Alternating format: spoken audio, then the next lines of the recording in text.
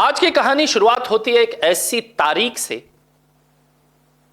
जो हर हिंदुस्तानी के जहन में या तो काले दिन के तौर पर जुड़ी हुई है या फिर खुशी के तौर पर। तारीख थी 14 अगस्त 1947। इस दिन भारत के टुकड़े करके एक नया मुल्क दुनिया के नक्शे पर आया था, हमारा पड़ोसी। तब उसके कप्तानों ने सोचा था कि वो दुनिया पर राज करेंगे, लेकिन आज जहां वो खड़े हैं वहां राज तो दूर, शायद हाथ में कटोरा लेने की नौबत आ गई है। अब इस हकीकत को समझने के लिए हमें इतिहास के पन्नों में जाना होगा। साल 2005 मशहूर इतिहासकार और ब्रिटिश मूल के लेखक स्टीफन कोहेन ने एक किताब लिखी जिसका नाम था आइडिया ऑफ पाकिस्तान। कोहेन ने इस किताब में साफ साफ लिखा था कि पाकिस्तान की बुनियाद में ही एक सिस्टमैटिक फॉल्ट है। उन्होंने चेतावनी दी थी कि अगर पाकिस्तान ने अपनी सेना और नफरत की राजनीति को काबू नहीं किया तो यह एक दिन देश फील्ड स्टेट यानी पूरी तरीके से नाकाम देश बन जाएगा। अब कोहेन की वो बात आज 2026 में अक्षरशः सच साबित हो रही है। नमस्कार, मैं हूं अनिकेत दीक्षित और आप देख रहे हैं राजीव टाइम्स। अब कट करते हैं, इतिहास से वर्तमान में आते हैं, आज के दौर में चलते हैं। आजकल पाकिस्तान के नेता और वहां की मीडिया कॉलर ऊंची करके घूम रहे हैं। क्यों? क्योंकि उन्होंने अमेरिका और ईरान के बीच मध्यस्थता कराने की कूटनीतिक चाल चली है। उन्हें लग रहा है कि वो दुनिया के किंग मेकर बन गए हैं। लेकिन बॉस, असलियत क्या है? असलियत का यह गुब्बारा फोड़ा है सिंगापुर के पूर्व डिप्लोमेट यानी राजनयिक बिलहारी कैसिकन ने। कैसिकन ने हाल ही में बिना लाग लपेट के पाकिस्तान की ऐसी धुलाई की है कि इस्लामाबाद से लेकर वॉशिंगटन तक सन्नाटा पसर गया है। कैसिकन से पूछा गया है कि अगले 5 साल में पाकिस्तान कहां होगा।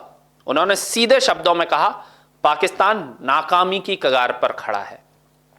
उन्होंने पाकिस्तानी हुक्मरानों को आईना दिखाते हुए कहा है कि तुमने अमेरिका और ईरान के बीच कूटनीतिक चालें बहुत अच्छी चली, इससे अमेरिका की नजर में तुम्हारी थोड़ी इमेज भी सुधर गई। लेकिन दोस्त, इस कूटनीति से पाकिस्तान की भूखी जनता का पेट नहीं भरेगा। वहां आटा दाल बिजली के लाले पड़े हैं और तुम दुनिया की पंचायत कर रहे हो। मजेदार बात सुनिए दोस्तों, जब एक पाकिस्तानी पत्रकार ने पुरानी आदत के मुताबिक रोना रोया कि साहब हमारी किस्मत खराब है, हमारे पड़ोस में भारत और अफगानिस्तान है, इसलिए हम परेशान हैं, तो कैसिकन ने ऑन कैमरा उस पत्रकार की बोलती बंद कर दी। उन्होंने कहा कि हर चीज के लिए अपनी जियोग्राफी को दोष मत दो, यह सिर्फ एक बहाना है। पाकिस्तान का असली संकट भारत नहीं बल्कि पाकिस्तान के खुद के भ्रष्ट नेता और वहां की हुड़दंगी सेना है, जिन्होंने मिलकर इस देश को बर्बाद किया। यानी सीधी बात, घर में लगी है आग और ये दोष दे रहे हैं पड़ोसी को। अब इस पूरे मामले पर बिलहारी कैसिकन ने भारत को लेकर भी एक बड़ी बात कही। जब उनसे पूछा गया कि क्या भारत चीन के खिलाफ एशिया में संतुलन बना सकता है, तो उन्होंने कहा है कि भारत आज एक महाशक्ति की तरह उभर रहा है और दुनिया को फिलीपींस जैसे देशों को हथियार बेच रहा है। बहुत बड़ा मार्केट है, लेकिन भारत अमेरिका की जगह नहीं ले सकता। भारत की अपनी प्राथमिकताएं हैं और वो हिंद महासागर पर फोकस कर रहा है। लेकिन दोस्तों, यहां हमारे यंग जनरेशन के लिए समझने वाली बात क्या है? भारत आज चांद सूरज पर जा रहा है, हमारी इकोनॉमी रॉकेट की तरह भाग रही है। वहीं हमारा पड़ोसी देश अमेरिका की कूटनीतिक गुलामी करके, कभी कर्ज मांगकर तो कभी दूसरों के फटे में टांग अड़ाकर अपनी झूठी शान बचा रहा है।